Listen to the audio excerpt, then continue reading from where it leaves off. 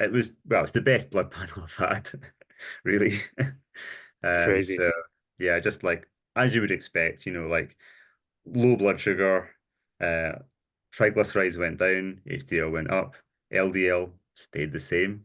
It didn't rise. I don't actually think I'm lean enough to have the large rises of LDL, or maybe I wouldn't anyway. That's actually something I would love to do at some point.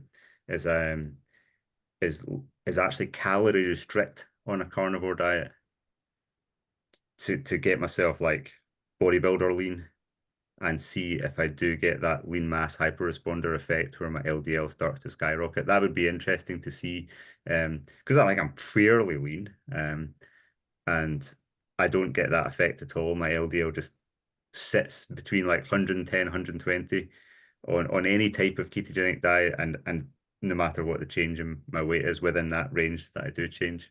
But Interesting. like my CRP was really low, liver enzymes were just fine. Everything else was just normal. Wow. Yeah, it was cool to see the graph, and I'd recommend anybody. We'll obviously link to your video where you go over this in the show notes, so people can go and see this. But it was interesting to see the graph of all the different blood tests you had taken, and there really wasn't much movement in anything. I wouldn't get too worked up about any of that. All of it Yeah. to me would fit within what should be like a normal variance in any blood test, depending on the equipment, the time of day. I know you went out of your way to make sure all that is very consistent, but all of those markers can change drastically within a day anyway. So I didn't think there was much difference there, and definitely nothing negative that happened after going that long only eating, burger patties from McDonald's.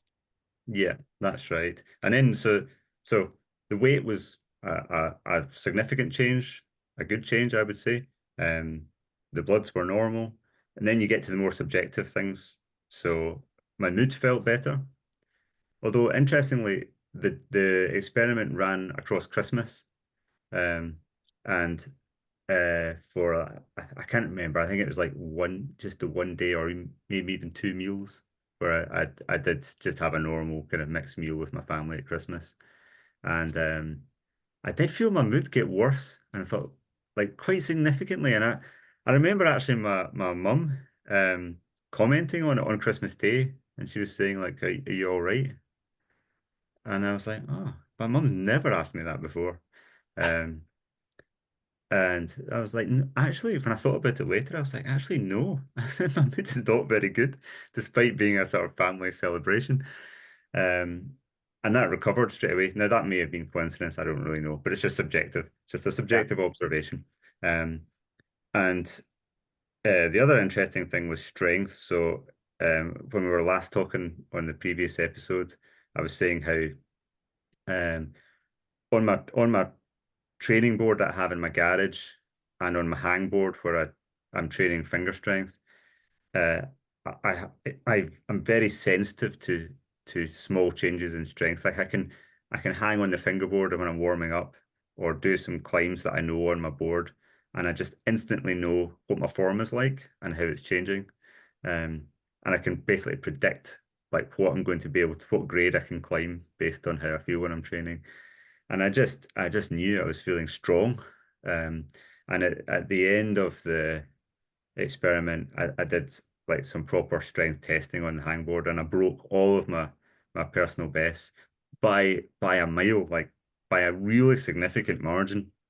So to give you some numbers, so on a 20 mil thick wooden edge, I can I can usually hang with one hand on that for 5 to 10 seconds. And that's been pretty stable, like plus or minus a little bit for 20 odd years. Um, there's been times in the past when I've been very fit and quite light where I've been able to add like maybe 2 kilos in my other hand, but often that's when my body weight's a little bit lighter. So there's not been really that much change. Interestingly, the first time I did a carnivore diet, which I need to actually look at my notes what year that was, but several years ago, that was the first time I ever held 4 kilogram dumbbell in my other hand while hanging with one hand.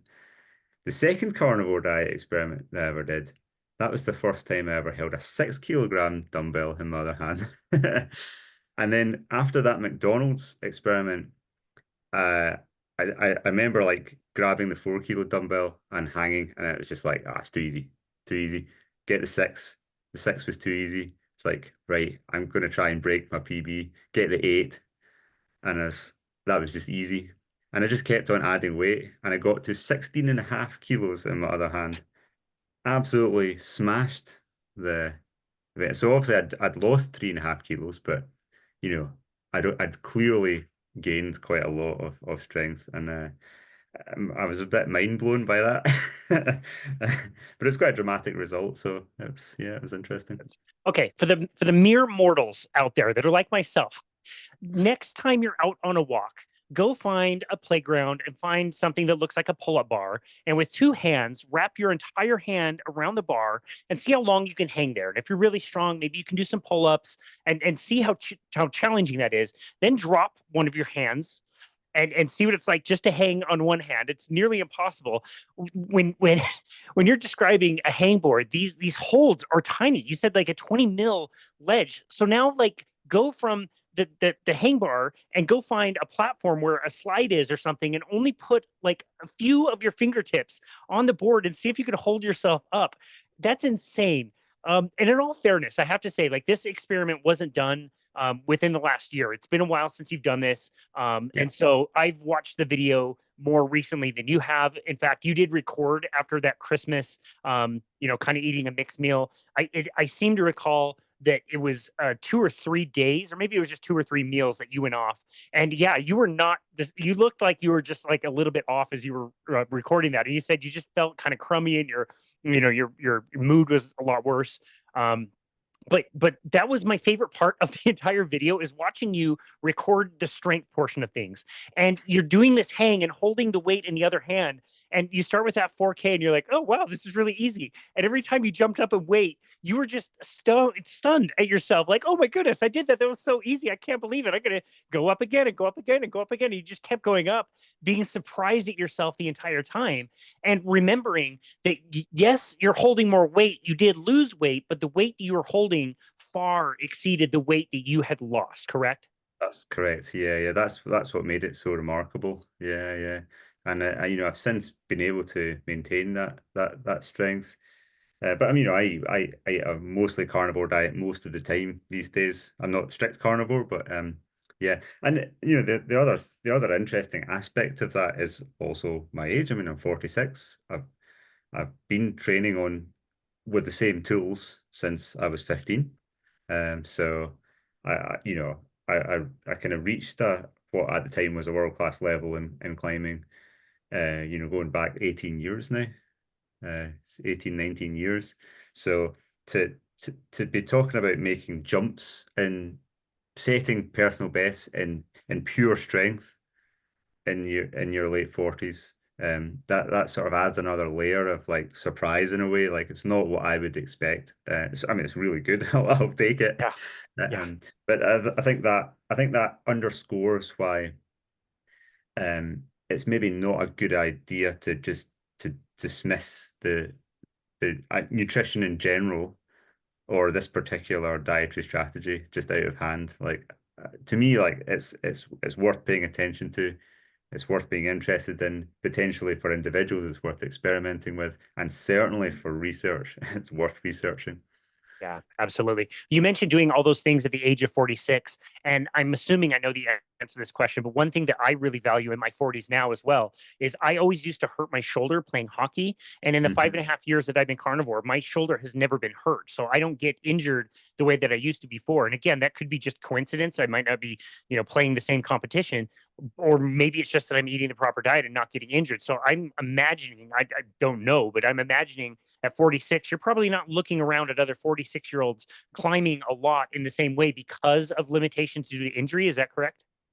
Yeah, yeah, and I mean I've got significant injuries as well.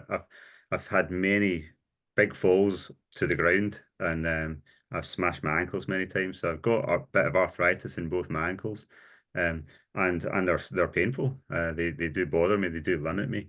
And to sort of balance what I just said, it's not like some sort of magic. My ankles still hurt.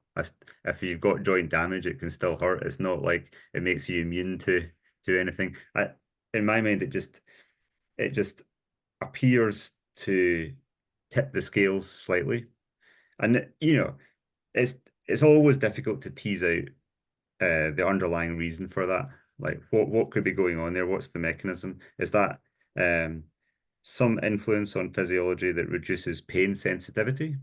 Is it better repair of muscle and connective tissue through uh, better provision of more and better quality protein or other micronutrients? Um, is it the absence of micronutrients that are in plant foods? And yeah, or is it some other aspect of systemic inflammation that's downstream of changes in gut barrier function, gut microbiome? I don't know the answer to those Yeah. questions, and that's why we need the research.